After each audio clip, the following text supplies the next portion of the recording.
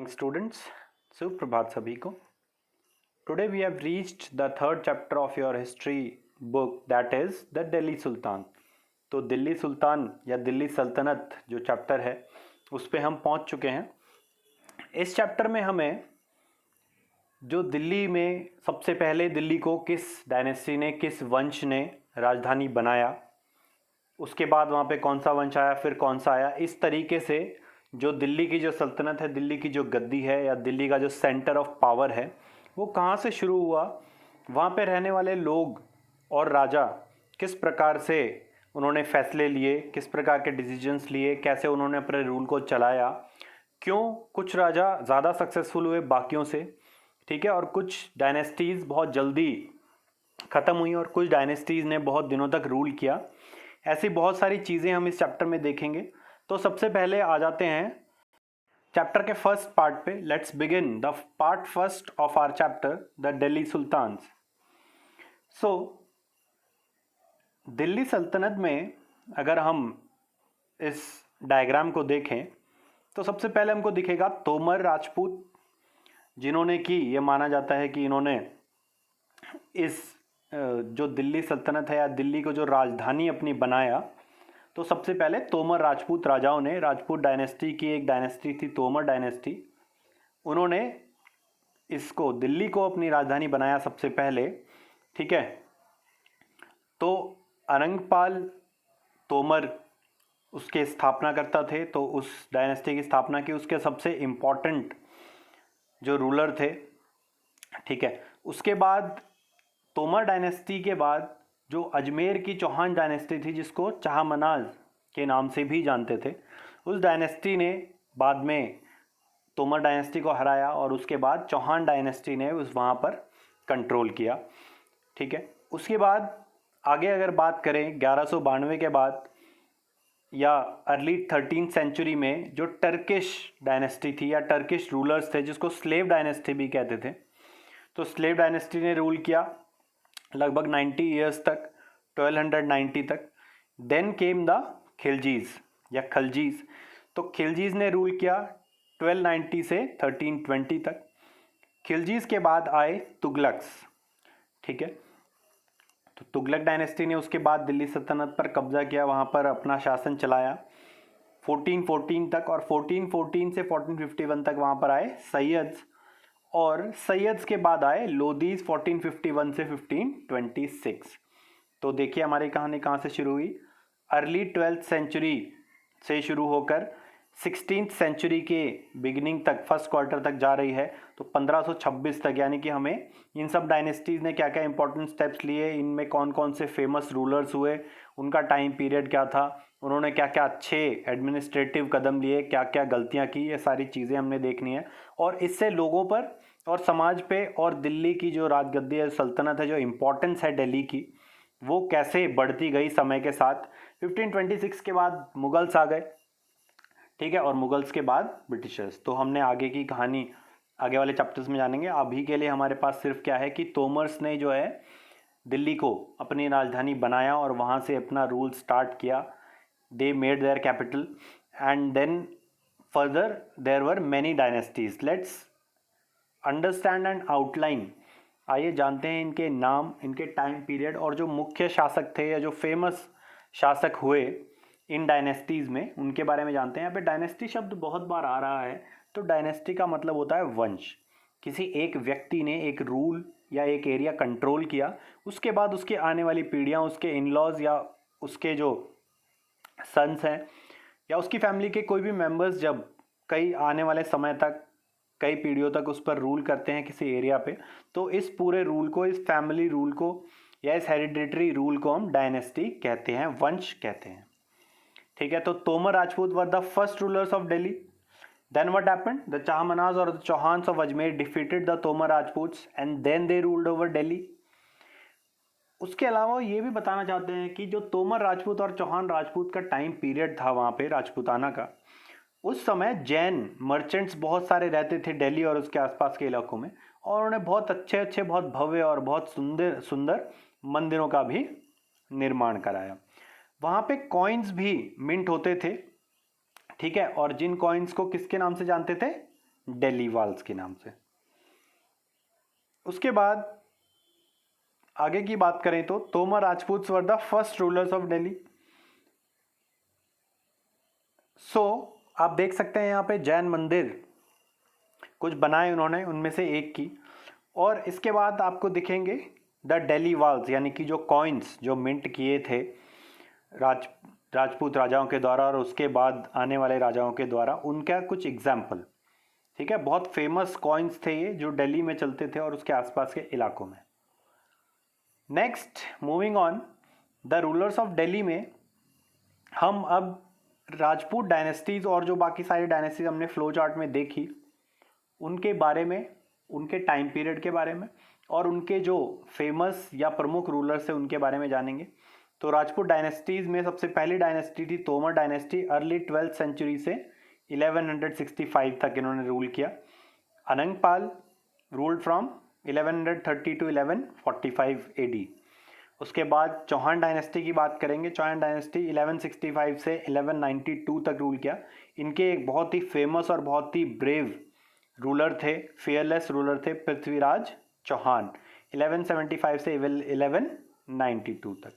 तो राजपूत डायनेस्टी के बाद किन्होंने राजगद्दी संभाली दिल्ली सल्तनत की, that is early Turkish rulers. तो जो टर्किश रूलर्स थे जिसको स्लेव डायनेस्टी भी कहा जाता है, उसने रूल किया दिल्ली पर। आप मैप में देख सकते हैं कि टर्किश डायनेस्टी का जो रूल है वो काफ़ी दूर दूर तक फैला हुआ है, बंगाल से लेके और लाहौर तक।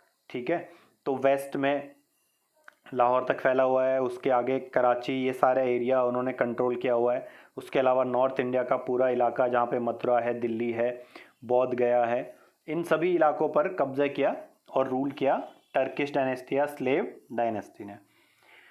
Then another important ruler was Shamsuddin Iltutmish 1210 to 1236।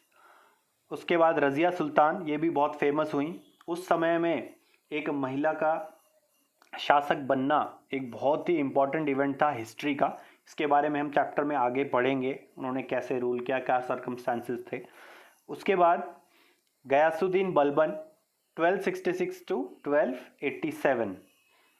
Then came another important dynasty, आप मैप में देख सकते हैं, द खिलजी डायनेस्टी। ठीक है, तो खिलजी डायनेस्टी 1290 से 1320 तक उन्होंने रूल किया। उसके इम्पॉर्टेंट रूलर थे जलालुद्दीन खिलजी और अलाउद्दीन खिलजी 1296 से 1316। The next dynasty which ruled over Delhi was the Tughlaq dynasty.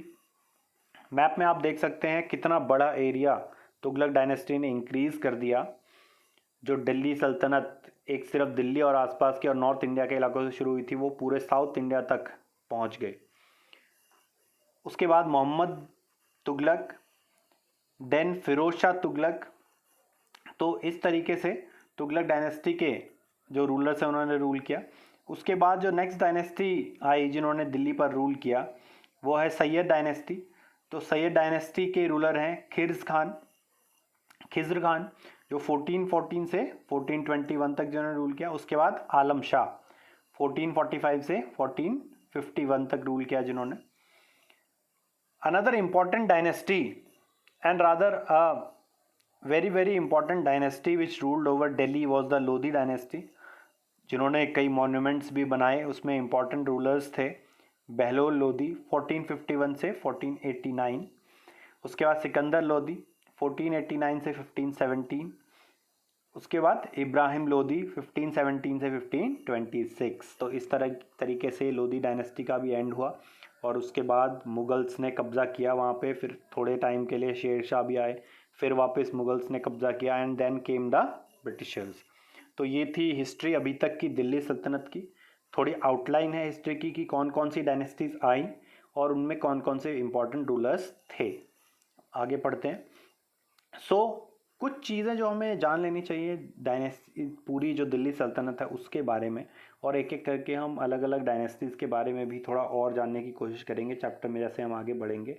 उन्होंने किस प्रकार से रूल चलाया, कौन कौन ने एडमिनिस्ट्रेशन के मेजर्स लिए, किस प्रकार की सेनाएं उनके पास थी, किन किन वेपन्स का वो प्रयोग करते थे, क्या क्या चीज़ें ऐसी हुई जिससे उनका रूल जो है वो डिक्लाइन की तरफ चला गया।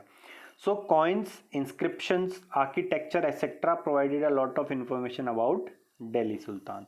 तो दिल्ली सुल्तान या दिल्ली सल्तनत के बारे में बहुत सारी जानकारी हमें मिलती है कॉइन से, इंस्क्रिप्शन से, आर्किटेक्चर से, ठीक है, जो अलग अलग अभिलेख लिखे उस समय के राइटर्स ने, जो जिनको हम स्क्राइब्स भी कहते थे, और आर्किटेक्चरल फॉर्म्स, बिल्डिंग्स किस प्रकार की बन रही थी, कॉइन्स किस किस प्रकार के छापे अलग अलग डायनेस्टी के लोगों ने, इन सब चीज़ों से हमें दिल्ली सल्तनत के बारे में पता चलता है और जानकारी मिलती है।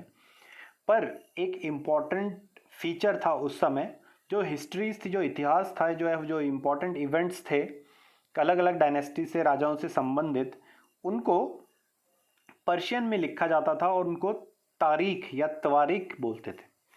तारीख सिंगुलर और तवारीख प्लूरल फॉर्म में। तो तवारीख हिस्ट्रीज थी, यानी कि डॉक्यूमेंटेशन था मैन्यूस्क्रिप्ट्स में, जिसको उस समय के राइटर्स लिख रहे थे, पोएट्स लिख रहे थे, सेक्रेटरीज लिख रहे थे राजाओं के कहने पर। सो द तवारीख were written by secretaries, administrators, poets and courtiers, जो कोर्ट में रहने वाले इंपॉर्टेंट इंटेलिजेंट लोग हैं। ज़्यादातर तवारीख वो लोग लिख रहे थे जो लर्नड थे, those who were educated. It recorded important historical events as well as advise the rulers on governance. वो इंपॉर्टेंट हिस्टोरिकल इवेंट्स को, कोई बड़ा युद्ध है, कोई उत्सव है, कोई त्यौहार है, ठीक है, या कोई इंपॉर्टेंट एडमिनिस्ट्रेटिव मेजर है, प्रशासनिक फैसला है राजा का, एम्परर का, उसको नोट करते थे। उसके अलावा राजा को गवर्नेंस, कैसे सत्ता चलानी है, कैसे सब चीज़ों को ऑर्डर में रखना है, या फिर कैसे सर्कल ऑफ जस्टिस को मेंटेन करना है, कैसे न्याय करना है, ताकि लोगों का विश्वास शहंशाह में, राजा में बना रहे, उसके लिए एडवाइस भी करते थे तवारीख्स में लिखकर। The language of administration of Delhi sultans was Persian. तो किस लैंग्वेज में वो एडमिनिस्ट्रेशन चलाते थे ज़्यादातर दिल्ली सुल्तान्स, जो राजपूत राजाओं के बाद आए? पर्शियन लैंग्वेज में, ठीक है। पर्शिया जो कि पुराना नाम है एक आज के देश का, जिसको हम ईरान भी कहते हैं। तो हमारा देश है, उसके वेस्ट में पाकिस्तान है और उसके वेस्ट में ईरान पड़ता है, ठीक है, बीच में अफगानिस्तान भी है। सो तवारीख के बारे में जान लेते हैं। जैसा कि आप इमेज में देख रहे हैं, एक व्यक्ति है जो तवारीख के लिए पहले पूरी तैयारियां करते हैं, फिर लिखते हैं, उसके बाद इंपॉर्टेंट वर्ड्स को हाईलाइट भी करते हैं और उसके बाद बाइंडिंग करते हैं ताकि वो कई सालों तक सेफ रहे। तो 4 स्टेजेस या स्टेप्स जान लेते हैं तवारीख के लिखने से शुरू होके, उससे पहले की तैयारियों से लेके और एंड में बाइंडिंग करने तक। तो सबसे पहले क्या करते थे? Preparing the paper. अच्छी क्वालिटी के पेपर को यूज़ किया जाता था ताकि कई सालों तक उसका हिस्टोरिकल रेफरेंस ले सकें और वो हमारे पास प्रिजर्व रहें। उसके बाद उसके ऊपर लिखा जाता था जो भी लिखना है, इंपॉर्टेंट इवेंट्स या सजेशंस। देन गोल्ड को मेल्ट किया जाता था ताकि जो इंपॉर्टेंट वर्ड्स हैं उस पैसेज में उसको हाईलाइट किया जा सके उससे। और उसके बाद फिर बाइंडिंग के लिए प्रिपेयर करके उनकी बाइंडिंग कर दी जाती थी ताकि वो सुरक्षित रहें। अब हम बात करेंगे एक इम्पॉर्टेंट चीज़ की, जिसको ये कह रहे हैं सर्कल ऑफ जस्टिस, न्याय का चक्र। न्याय के चक्र को जानने से पहले एक हाइपोथेटिकल सिचुएशन या एक सिचुएशन दी हुई है इन्होंने, देखते हैं। पहले क्वेश्चन आपसे पूछा जा रहा है, is it an appropriate term to discuss the relation of the king and his subjects. क्या ये अप्रोप्रिएट होगा कि राजा और उसके जो सब्जेक्ट्स हैं, यानी कि उसकी जो प्रजा है, उनको डिस्क्राइब करने के लिए सर्कल ऑफ जस्टिस एक अच्छी टर्म है? लेट्स सी पहले ये क्या। तो फकरे मुदब्बिर पोइट थे, एक राइटर थे, जिन्होंने सर्कल ऑफ जस्टिस का एक एग्जाम्पल हमारे सामने रखा है। Let's see, a king can not survive without his soldiers. तो वो ये कहना चाहते हैं कि राजा अपने सैनिकों के बिना सर्वाइव नहीं कर सकता, क्योंकि बिना सेना के वो रूल ज़्यादा दिनों तक नहीं कर पाएगा। Soldiers can not live without salary, पर जो उसके सोल्जर्स हैं वो सैलरी के बिना नहीं रह सकते हैं। भाई सोल्जर्स को भी तो खाने के लिए और सारे काम करने के लिए चीज़ें चाहिए, तो उनको सैलरी की आवश्यकता है। Salaries come from revenue collected from peasants. और उनकी जो सोल्जर्स हैं उनकी सैलरी कहाँ से आ रही थी?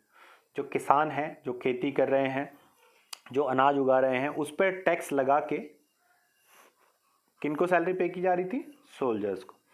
Then what happened? Peasants can only pay revenue when they are prosperous and happy. Peasants revenue तभी पे कर सकते हैं जब वो समृद्ध हो, खुशहाल हो, उनकी फसल अच्छी हो रही हो, ठीक है, और उनको कोई ज़्यादा दिक्कतें नहीं आ रही हो। This happens when the king promotes justice and honest governance. ये तब हो पाएगा, किसान खुशहाल तब हो पाएंगे जब राजा जो है वो न्याय को प्रमोट करे और इसके साथ साथ एक ईमानदार सरकार चलाए जिसमें करप्शन ना हो, जिसमें घोटाला ना हो। तो ये सर्कल ऑफ जस्टिस में देखिए हम कहाँ से शुरू हुए थे, राजा से। राजा ने सैलरी देनी है सोल्जर्स को, सोल्जर्स रखना उसके लिए ज़रूरी है। सैलरी कहाँ से आएगी, टैक्सेस से। टैक्सेस कौन पे करेगा, पीजेंट्स। पीजेंट्स कैसे खुश रहेंगे, जब राजा उनका ध्यान रखेगा, उनको न्याय देगा, उनके साथ समान व्यवहार करेगा, अच्छा व्यवहार करेगा, तो फिर वो क्या करेंगे, टैक्सेस। तो सभी चीज़ें या पूरा ये जो एक सिस्टम है ये किस पर डिपेंडेंट है ज़्यादा, the king. How the king behaves is how his administration will respond to the situation. उसका जो प्रशासन है वो उतनी एफिशिएंसी से, उतनी अच्छी तरीके से चल पाएगा जितने अच्छे तरीके से वो सभी इंसानों को और जो वहाँ पर काम कर रहे हैं उनको मैनेज करेगा, उनके साथ न्याय करेगा।